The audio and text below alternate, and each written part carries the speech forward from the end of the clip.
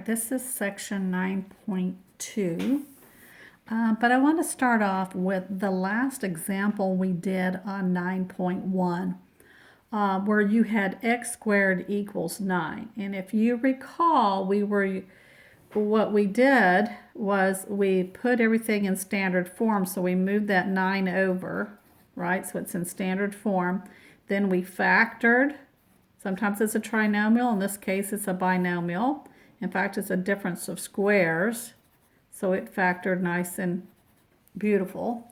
And once we factored it, then we use that zero factor property where we take each factor and we set it to 0. And then we solve for the unknown. So in this case, x equals 3 and x equals a negative 3. So when we did that, we were using the zero factor property, right? And so that's one way that you could solve this particular equation. Now let's take the same equation now. And let me just show you. This is only going to work, this that I'm showing you now, is when you have that standard form ax squared plus bx plus c, where b is 0.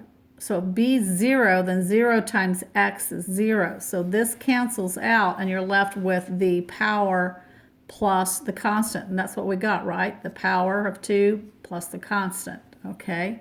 So when you have that scenario where b is 0, okay, so that you're left with just this first term and last term, you can use this method. And I'm going to show you the method, and then I'll tell you what it's called. The first thing you can do in this situation is just simply, if you have the power, the squared power, or whatever's being squared, that quantity that's squared is isolated, which it is, it's by itself. You can take it then and just square root both sides of the equation. Well, the square root of x squared is x, and the square root of 9 is 3, but it's a positive negative 3. Because remember, positive 3 times positive 3 is positive 9. But a negative 3 times a negative 3 is also a positive 9. So you still get the two solutions. X is a positive 3, x is a negative 3. X is a positive 3, x is a negative 3. So you still get the same two solutions. We call this solving method, is called extracting the root. Extracting the root. What we're doing is we're taking the root. Okay, that's what I call it, the extracting the root method. Okay? And again, this only works when b is 0 that they're talking about. So let's look at another example. And again, so let's go over kind of what is the step-by-steps. Let me just show you what that is again. You're going to isolate whatever squared quantity. Then you're going to take the square root of both sides. Remember, the result is going to be a positive and negative. You're going to simplify and solve the variable and do a check step. So here's a particular example. The first thing we have to do is isolate the square root. Well, what's being squared here is this x. So my goal is to get x squared. I'm trying to get it by itself. Well, what's with it right now? A negative 16. So if I add 16 to both sides, I end up with x squared equals 16. Then the step says take the square root. Okay, right? We're extracting the root. We're going to take the square root of both sides. So if I take the square root of this and the square root of that, the square root of x squared is x. The square root of 16 is 4, but remember, it's a positive negative 4, because a positive 4 times 4 and a negative 4 times a negative 4 will give me a positive 16. So I have two solutions here. X can either be a positive 4 or a negative 4. And again, then you would do your check step, testing each one of these. And to save time, I'm not going to do the check step. All right.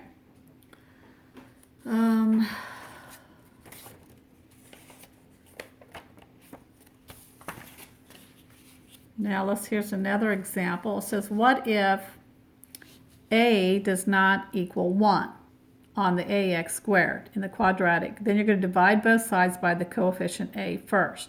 What I mean by that, if we looked at our last example,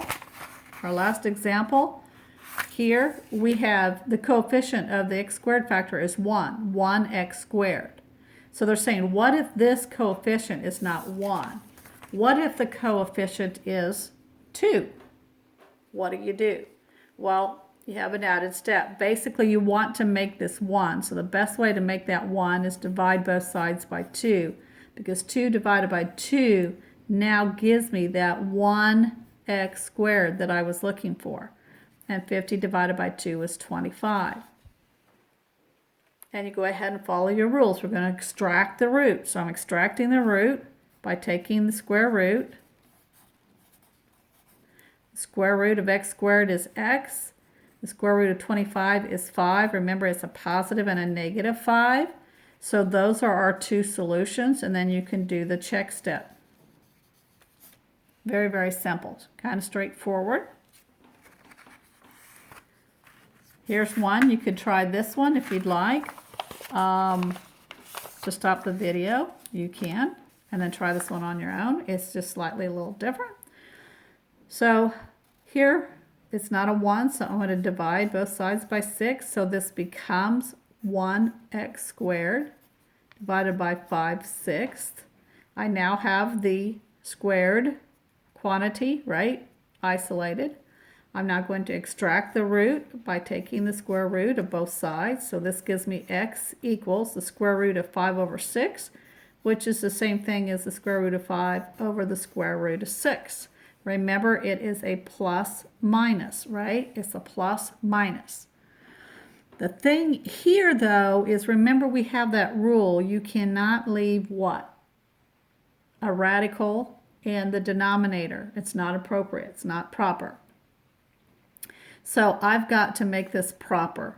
I've got to multiply then this by 1. And the question is it going to be 3/3, 5/5, 1/1, square root 6 over square root 6, right? I've got to figure out what's going to make the 1. Well, I want it to be whatever that will help get rid of this. Because I know square root of 6 times the square root of 6, right? If I multiply that across, that's going to give me 6. I now got the square root, the radical, removed. And the square root of 5 times the square root of 6 is the square root of 30. Right? Remember, this is plus minus. So I'm going to write that down here. Our x equals the positive or negative square root 30 over 6. You also want to look and see, can you simplify this? Is there any factors that are perfect squares of 30? See if this could be reduced. In this case, there is not. So that would be your answer right there.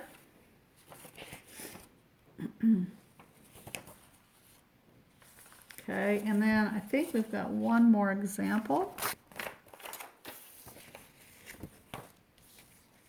Oh, I guess we got 2. So if the square quantity is more than just a variable, solve for the variable after you've taken the square root. So in this case, it's just what's being squared is the x squared, right? It's just the variable. But in this case, what's being squared is this whole quantity is being squared. Okay, so that's this scenario that it's talking about. So it said you take the square root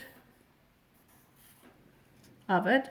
Well, this actually removes that square root, and so you're left with the radicand that's inside. And then the square root of 16, remember, is plus or minus 4.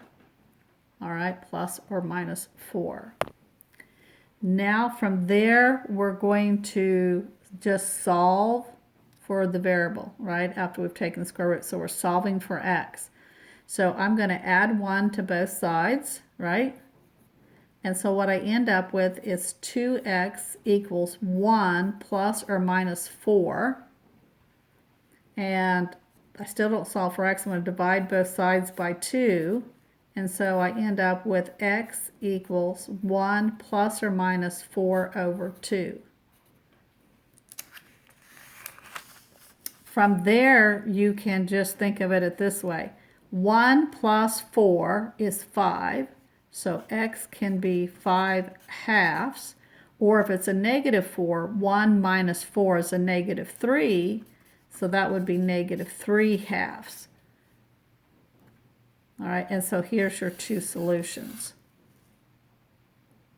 You just figure out what is it when it's positive 4 and what is it when it's negative 4. That's all we've done there, and then you do your check step. Okay, this one is the last one. Okay, so some quantity squared. Have we isolated the squared, the quantity, or whatever's being squared? No, it's not isolated because there's a minus 32 with it. So remember our rule is we have to isolate this first. So that means I've got to get this 32 over to the other side. So this becomes 0. So I'm left with 32 equals the x quantity minus 5 squared, right? X minus 5 quantity squared, right? So this is this whole thing. So now I'm just going to take the square root. I'm going to extract the root. This ends up giving me x minus 5. And this is going to give me plus or minus the square root of 32. So I'm going to say plus or minus the square root of 32, right? But remember 32, always got to reduce. It's the same thing as 16 times 2. Well, what is the square root of 16? 4. So square root of 32 reduces down to 4 square root 2. So I reduce that. But we still haven't solved for x. So what's with the x right now? They're subtracting 5. So that means we're going to add 5 to both sides. So this gives me 0, and I'm left with x equals 5 plus or minus the 4 square root 2. 5 plus or minus the 4 square root 2. And that would technically be your answer.